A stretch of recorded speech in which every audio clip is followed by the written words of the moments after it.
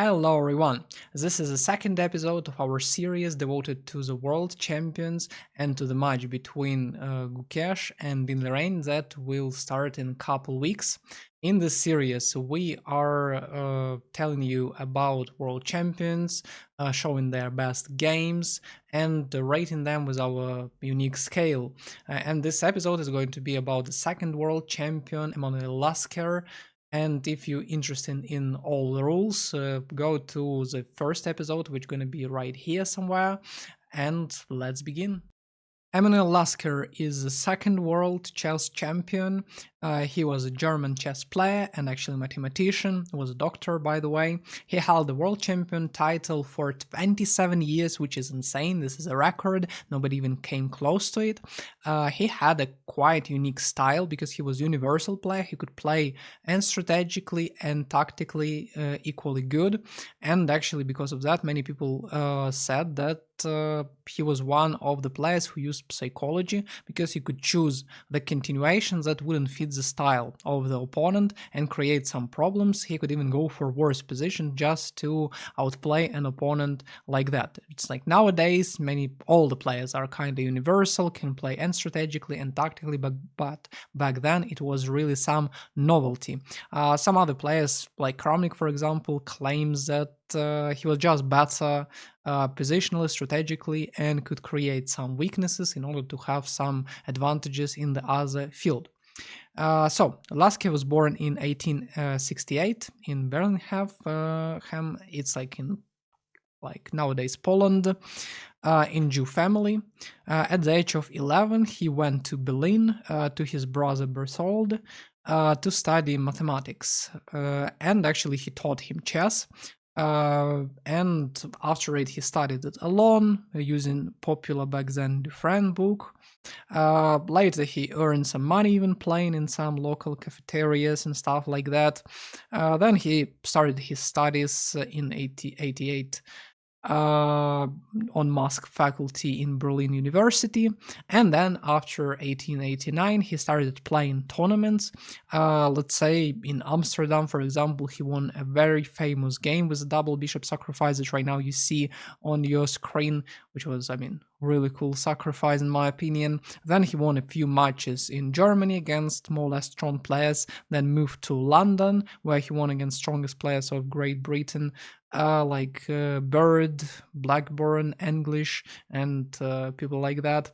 After all the success in London, he challenged Tarash, who was like one of the best German players back then, but he refused, saying that Lasker doesn't have any good wins yet, any big tournaments he didn't climb. Then he went to US, to New York, where he showed outstanding performance in the local tournament, being ahead of everybody, almost scoring like the maximum result. And this allowed him, these performances, a challenge Steinitz for the world champion match. It's a bit unfair because some people showing better results couldn't afford it, but he could find prize fund. And actually in the first episode we already discussed this match when we talked about biography of Steinitz. Yeah, that's how Lasker became world champion. He was younger, way younger than Steinitz, so he won many games. Again, many people also say that he was just better positionally, strategically, and he really had some gift for it. So he was just like younger, better at everything than Steinitz. And that's how he became a world champion pretty fast past, like 6 years since he started playing tournaments more or less seriously. But then he actually showed great results. For example, in a huge tournament in Hastings in 1895, he scored third place, playing with Steinitz, Chigorin, and even though he had before typhoid fever, he managed to score third place. He actually was on the first place, but in the last moment, Jan Pillsbury overtook him in the end and managed to score first place. After it, he won a tournament in St. Petersburg in 96. Then won a tournament in Nuremberg. Everywhere they were like top players, so he was showing a really great result. Then won the second match against Steinitz, which was really chill compared to the first one, which also cannot say that it was very hard. And let's say in Paris, I mean 900. He destroyed the tournament absolutely with all the blast players with a score 14 and a half out of 16, which is unspeakable, really outstanding performance.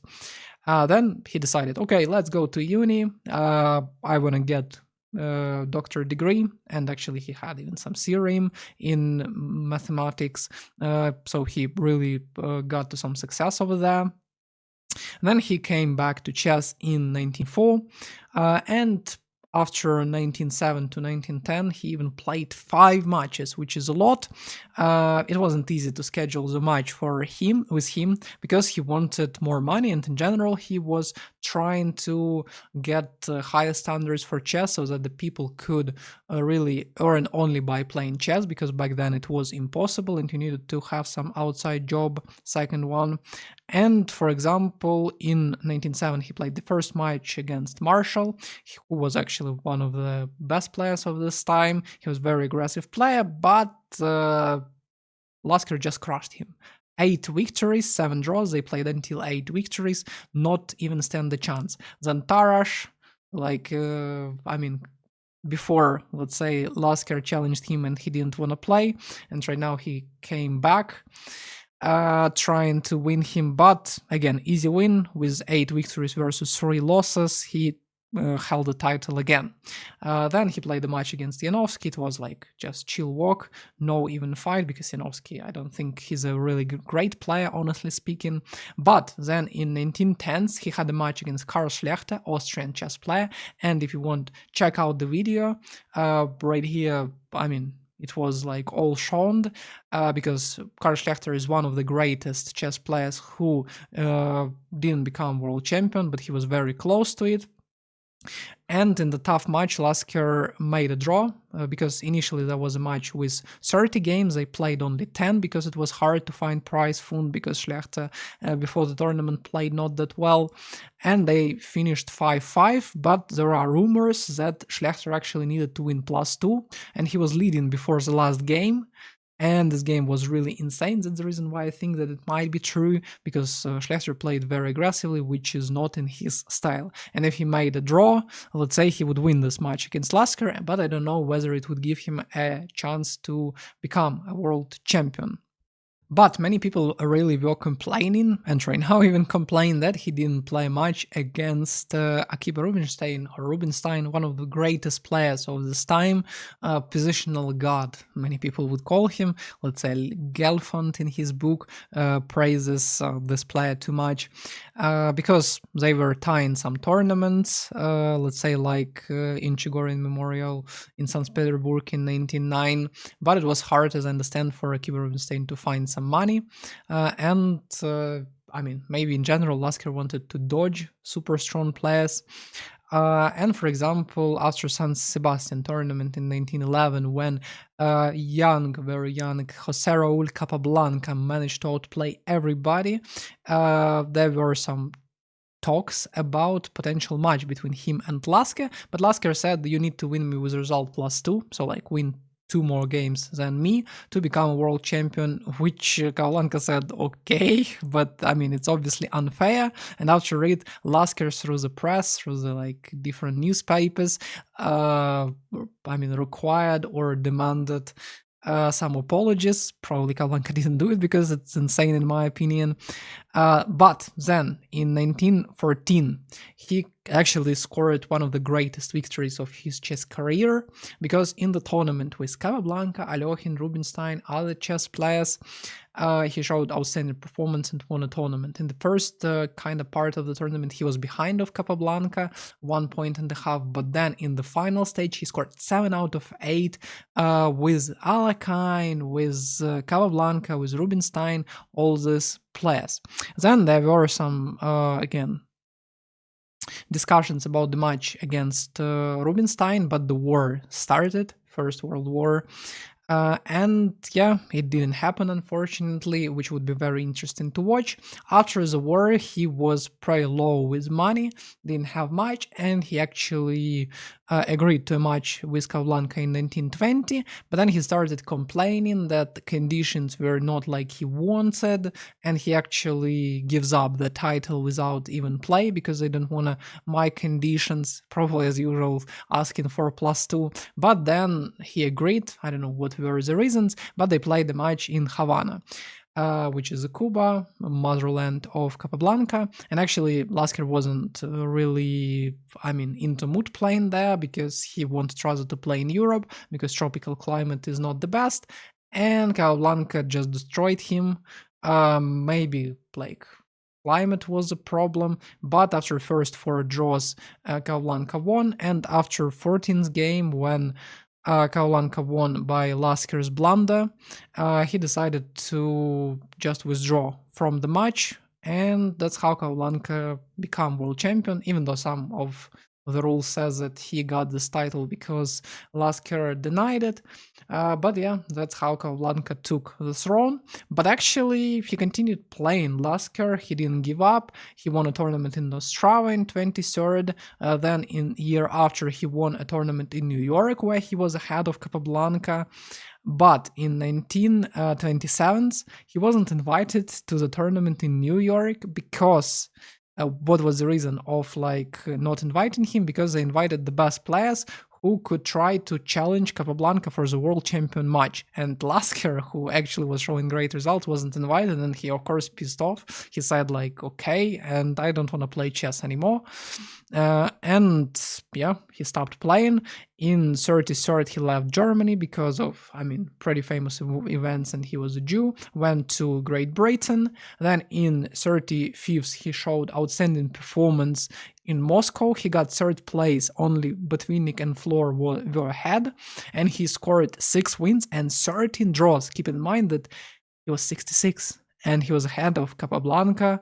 And yeah, great result. Then he went to USSR for a couple years to do his mathematical studies. Then he left in 37 again because of some repressions and stuff like that.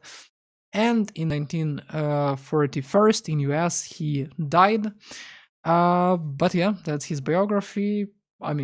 Pretty cool world champion in my opinion.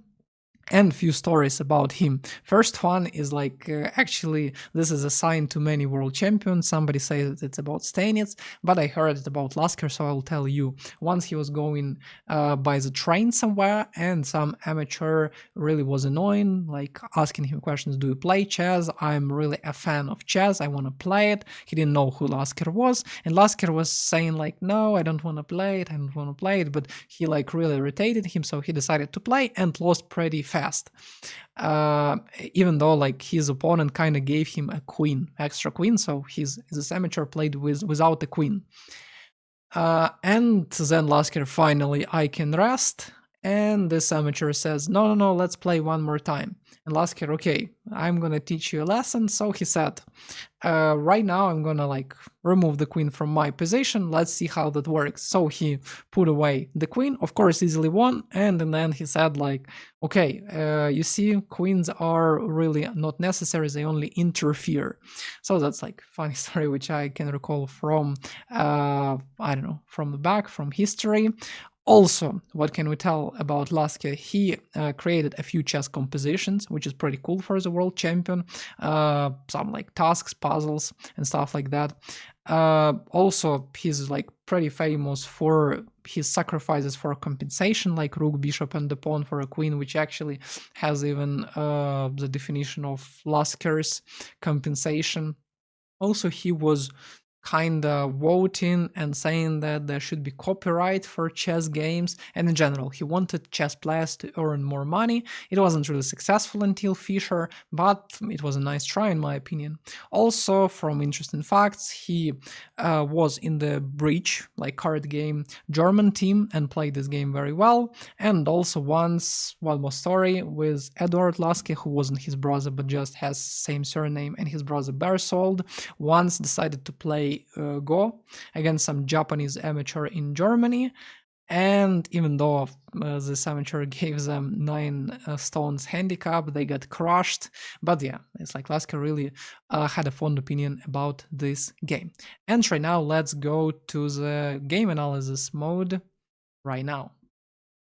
And right now, Vladimir joins me, and we're gonna try to analyze one of the greatest game of Emanuel Lasker, which actually Vladimir told me about. Right? How do you like this game?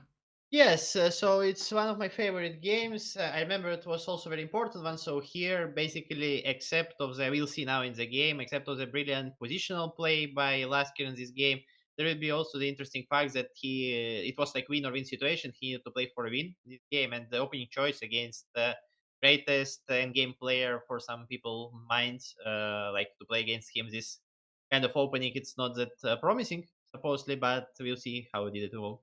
Yeah, and actually, as it was said before in the history part, Lasker is kind of, I mean, he's kind of universal players. Like nowadays, he could play tactically, he could play positionally, but right here he like created pressure and really squeezed Kaulanka in them. So let's see how it goes. Yes, Uh, I heard that some people say that Lasker was so great in adapting himself to the opponent's play style. Probably that's why he went to endgame with one of the greatest players of endgames of yeah. all time. And Yeah. one mad world champion, Vladimir Kramnik, said that he just had like way better understanding, and when he created weakness somewhere in one place, he could try to press on another. So his just understanding was good. We never know, but let's see.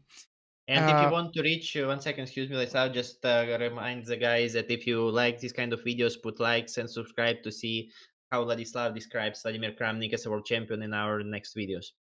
yes, that's because like every like article I read about world champion, I see the opinion of the genius Vladimir Kramnik. He probably knows it everywhere, but at least it's about chess, so we can believe him because he's good at it. Uh, Compared to other components where he's a noob.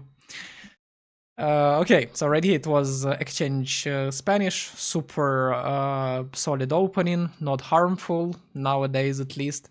But back then, I mean, it clearly makes sense because right now, if we ever reach the pawn endgame, black will have pawn majority on the queen side, and it's almost impossible to create a passed pawn. And if white reach the pawn endgame, they will try to push the pawns, promote it, and I mean, any endgame would be better with the structure. But black has a bishop pair, and if Kaulanka knew the main plans in the position, maybe it would be easier, because basically it's trying to push pawns on the queen side and trying to see space. But let's see how it went. Queens got traded, bishop d6, knight e7, castle, castle, and right now f4 was played. Quite aggressive move, trying to seize more space by playing e5. And in the game, Capablanca doesn't block it. He kind of provoking Lasker to play 5.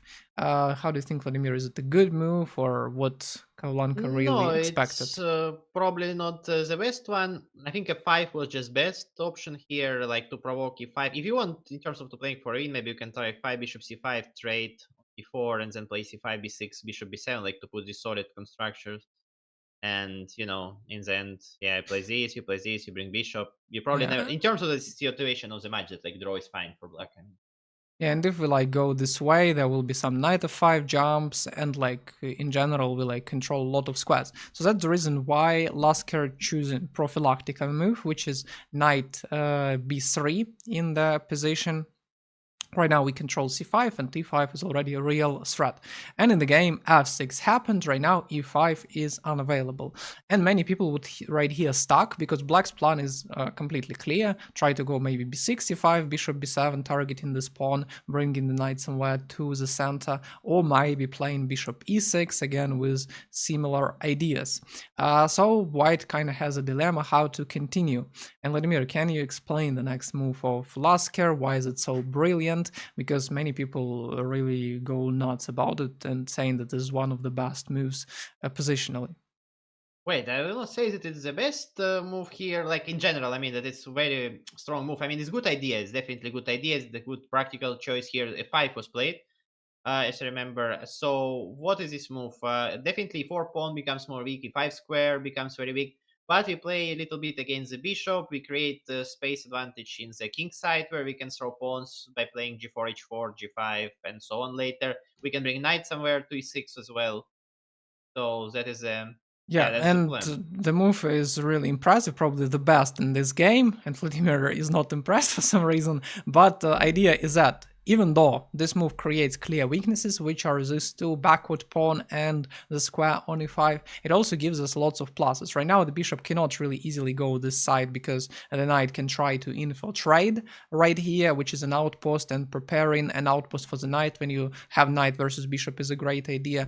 Also, when you play against the bishop pair, it makes sense to trade one of them, and it prepares it. And that's what I mean been mentioned before. Uh, I mean, he Oh yeah, kind of b6 trying to, probably. Excuse me. Yeah, b6 could still probably be played here. yeah, The idea of and bishop c5. that's exactly what happened. But still, f5 is a really good move because it provides the white a lot of goods. Yeah, there are some bad things, but it's very hard to exploit these weaknesses. b6 was played, bishop f4 follows, and right here it was like a debate whether it's worth taking or not. In the game, Blanca said, "I will ignore it, Yes. let it undouble." But what was I mean, better can to I do and why? say, yeah, Ladislav, thank you for letting me talk in this position because I really, when I see the position all the time, when I show it in the lessons, this game, I don't understand how you can play Bishop B7 here. Jose Raul, ¿qué es esto? Why you play Bishop B7? I mean, I know that it's a typical maybe for a blitz. You say, well, Bishop D6 is not a threat because my pawns will be undoubled. Yes, but I mean, definitely knight d4, knight d6 looks pretty clear to me here, and that if bishop d6 pawn takes, also d6 pawn will become a weakness there. And I mean, our idea is to play c5. I don't understand, like in a world where he loses the game after bishop f4, c5. Let's say, how do white uh, create something here? Let's say I take, I play c5 here, I play bishop b7.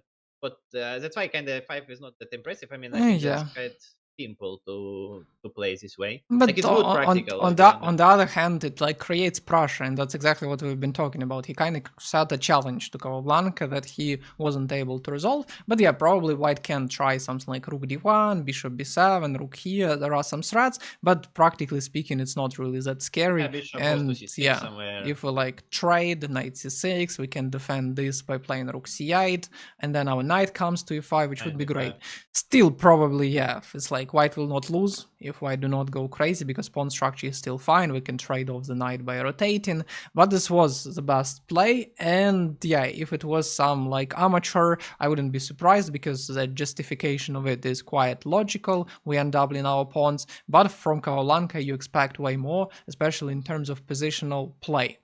And what happened is bishop b7, which is still not the end of the world, but why is it so bad? Because it looks like we can still play c5, later play d5.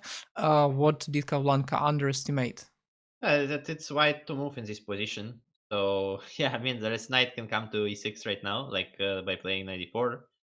Yeah, and we can reach e6, and right now maybe it was worth already going back, trying to kick away to at least somehow stay alive. But Karolinka said, no, my position is as solid as, I don't know, some unbeatable fortress. And it's like, he plays rook d8, knight d6, rook d7. Definitely, I have to say, yeah, bishop c8 was definitely much better, right? But it's difficult to play it, right? I mean, once you play just bishop b7, what you go back, I know psychologically, right? It's hard to play this move in this Yeah, position. plus, I mean, with a But you player can like definitely play it easily, like rook a7, bring rook somehow in seventh rank. But yeah, he just probably decided, no worries, like knight on e6, what? with a player of Capablanca Sigo, it's very hard to accept his mistake, which actually we had a joke about in our latest video about chess quiz. So if you want to check it out. So yeah, what happens right here? Right now, play for Lasker is super simple. He can press right here. He can try to advance his pawns over there because he has majority right there. Knight c8 was forced. Rook, rook f2, b5, rook d2. b4 is not a threat yet. In the game, rook d e7 was played. And I mean, what's right now the plan for white, and I really like, because Lasker sees that the only way Capablanca can try to progress is somehow maybe sprint back, create some pressure in the center, try to undermine the position. So he says, okay, like I'm gonna just block all the counterplay, because preventing counterplay in the better position is a great quality. It calls prophylaxis, and right here it works pretty nicely. And even though this is a square for the knight, this knight will never reach it because this pawn is weak. But by the way, talking about black, Vladimir, what would you do in this position? Because I don't know, I couldn't like bear this position and would do one specific thing for sure. Okay, that looks difficult. Probably the plan that I would try to make is to play something like King F7, try to take on E6, bring Rook in E6, King on E7, and then play Knight B6, Knight C4, Yeah, something of like that. course, of course. I mean, sacrificing right here is the first thing that Capablanca should have thought because, yeah, you go for material sacrifice, but on the other hand, E5 will be juicy square, C4 will be juicy square, maybe the bishop will be back alive after some C5, and it would be great continuation. Instead, Capablanca decided to suffer because when I see such game, it actually looks like some professional beats some amateur, you know, like some old games, like modern grandmasters complain that right now there are no like classical strategic examples because I mean both of the players are strong, and before, let's say, you could show strategical masterpiece which you can see in every book, but yeah, it's like because the difference between opponents, but right here Capablanca exactly behaves like those guys. So Not a big a3. surprise. Yeah, it's three. I mean, for me it is, but Vladimir is one of the biggest haters of Capablanca of all time, I guess. So Maybe, in the maybe. next episode, we will talk about him and see what opinion Vladimir has. And right here, what happens is that he just decides to switch sides. He plays g4. The threat is extremely simple. Go g5 here, gf, and deliver the mate on g7 somehow. H6 was played, rook d3, bringing the rook to the third rank, a5, h4, ab, ab, and it looks like Aulanka trying hard to find some counterplay, but in fact it probably is a weakness, because he cannot make any progress, but if the rook goes away, then this will be a second weakness, which you probably know about from many chess books, and it's all over the place. Rook e7 was played, and right here I don't know what to discuss. Vladimir, do you have maybe anything to add? Okay, not much more. Maybe he'll try to sacrifice Rook again. Okay, he will not, but in general, I mean, King F3, King F4, he brings the pieces, G5, like White's completely winning. I bet that here Capablanca already doesn't believe in himself, I think, because, I mean, you just opened the file for White, probably you went back with the Rook, probably he was thinking about next game already here, because I don't know. Yeah, but you said it was like decisive game, so I don't know. I'm not so sure if he Okay, I was think, thinking about next game. yeah, it was exactly, it was a decisive game, so, like, He was thinking about how he will chill on the beach somewhere, because yeah, I after it, remember he was pretty wealthy man and he's like from Cuba, can do it. for sure. Uh, so, I mean, he still needed to complicate the game, maybe sacrifice somehow. But right now, Lasker step by step just nailing him into the coffin. G6, worst trying, rook g3, g5. Right here, actually, Lasker do not make any inaccuracy. I often ask my students how to play HG or King f3, and sometimes it is a tricky question, but in the game King f3 was played, which of course is the best, because after HG here, rook h8, there is a like tiny chance that it will make the life of white more complex.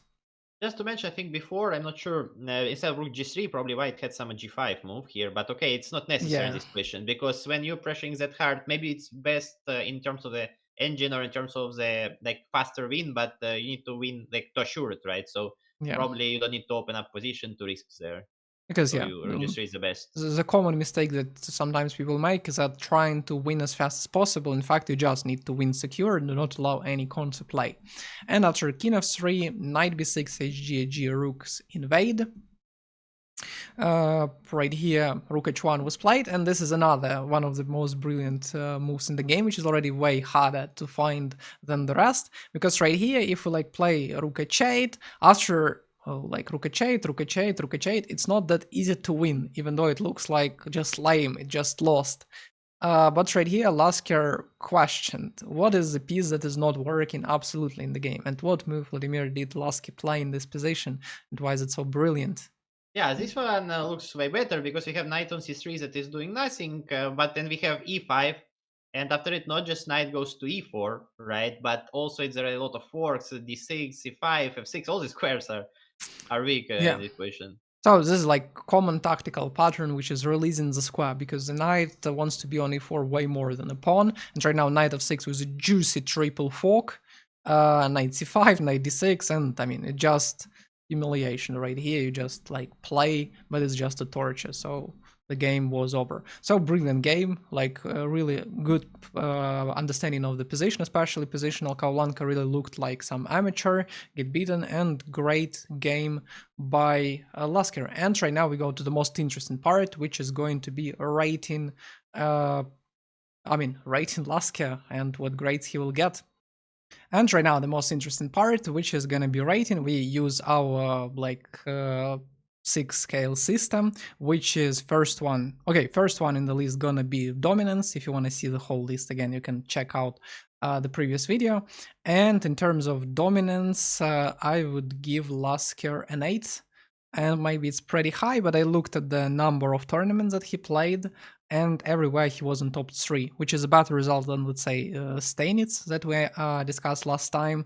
And he played a lot of World Championship matches. Yes, he didn't play, let's say, Rubinstein, he didn't play Pillsbury, and he was like a pretty irritating guy to settle down with because he was asking for, very good conditions.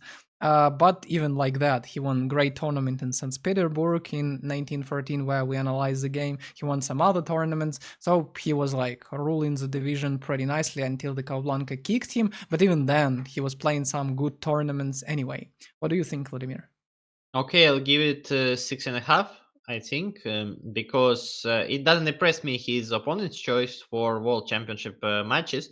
And I mean, it's true that he was winning tournaments. He was obviously playing well, but dominance is like for me is something like what Magnus doing. Like when you win a lot of tournaments and your opponent are not. But okay, he had some opponents that also were playing great in the same time as him. They were winning some tournaments as well.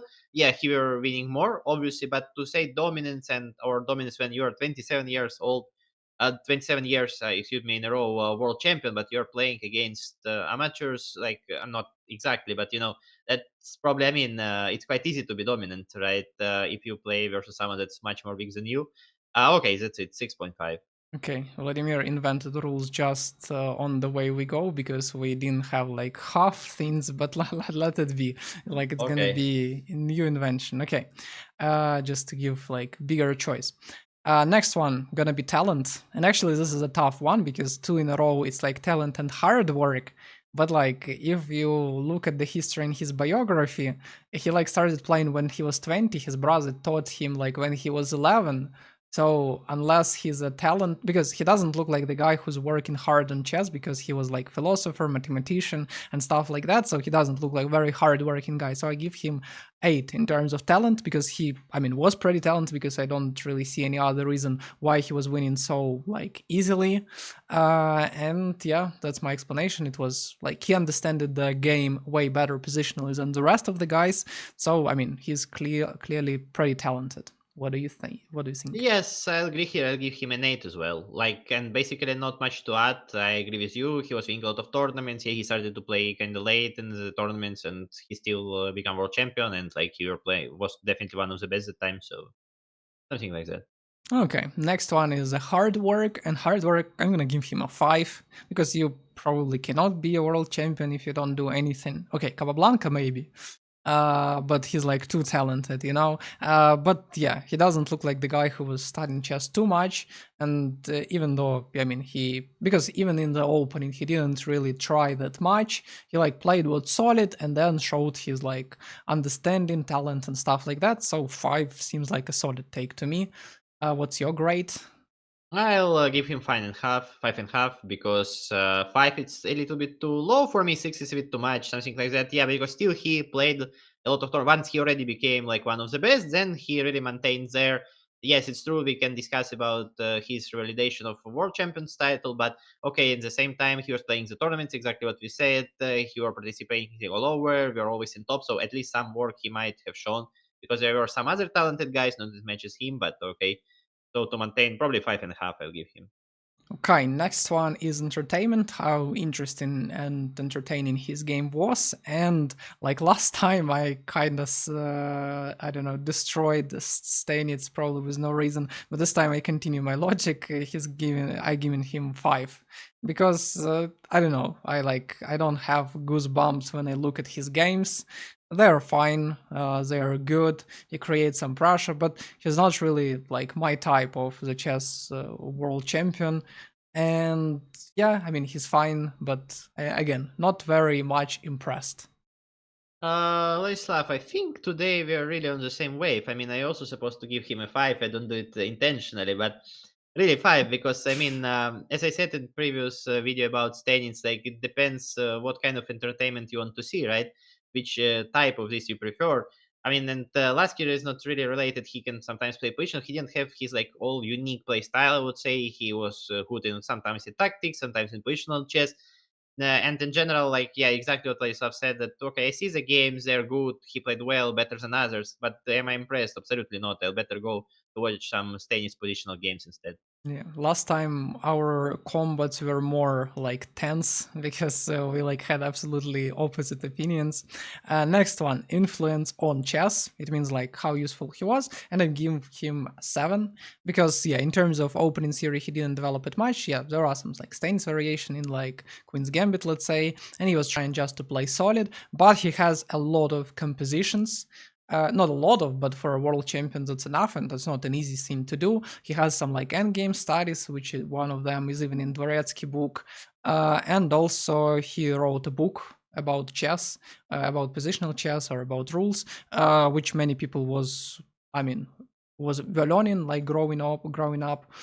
So I think 7 would be, I mean, good grade. Saying, I mean, keep in mind everything I said before.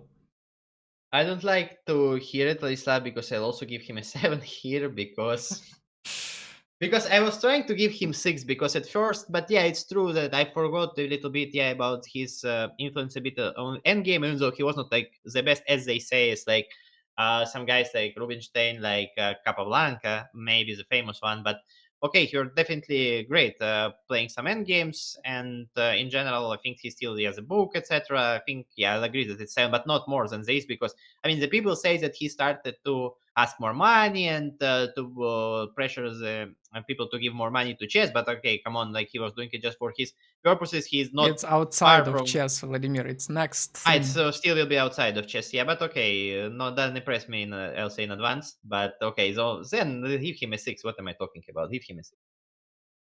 So like not 7. Because if it just we are talking about chess, there you can give him half point. Okay, 6.5. That's what Okay, he six and a deserves. half. But yeah, it's like probably this episode can be like with Spider-Man's pointing at each other because our grades are very close. And the last one is influence on chess. And actually, I'm gonna give the same grade as stated in the last episode. He was fighting for money. He didn't want to die without money, like Steinitz, in a very like poor state of things. And outside of that, I mean, yeah, he was world champion the longest, but I cannot really say that he achieved too much. He had some attempts, and for it, like, I mean, from 5, I will give him +1 because 5 is like average when you do not really impact that much. And yeah, 6 is my choice. I don't think he deserves more, but also I cannot say that he can get less. Okay, I can say this because I'll give him 3 here because it might be too low. But well, first of all, why Stanis got higher score? First, he's first world champion. At least you're first in something. Definitely, it's a big achievement historically. Second, let's say about the prices. It's true that he wanted money. He didn't want to die poor. But okay, actually, he was running away 10 years from Capablanca, giving some nonsense conditions to the match, and then when he became poor, suddenly things changed and then he said, well, at least give me some sense, please. I'll go to play versus Jose Raul, even in Cuba, wherever he wants, just give me some money. Okay, I don't see if he has like a lot of money, really, like someone doing this. I don't agree with this as well. Also, what he showed for the history outside of world chess, it's like was people were watching and were saying, chess is this kind of sport where some guy can become world champion and avoid all the matches possible and continue. So I don't think that popularity of chess was growing because of it. So no, definitely three for me. 4, but okay, it will be too much. I Give him mean, 3. I'm totally disagree with that because like the only place where we will have combat because it's interesting for me how many you will give some Petrosian or Smyslov like 1, 0 or like because at least he was Because Yeah, chess is not the most influential kind of sport in general, so it's hard to But I mean, we're be. talking about like influence outside of chess, meaning like how it impacted Yeah, like prizes, popularity, how many like people started watching, and at least he tried his best. Yeah, I mean, I understand that he later said that. I mean, when he got no money, started agreeing on everything. But in general, it was a good but intention that okay, chess yeah, should be but paid more. I agree with you this, but I just rate it in terms of what he finally did. I mean, I think he didn't achieve what he wanted with this part, so that's it. But I It's mean, nice try, it's. but it's fail.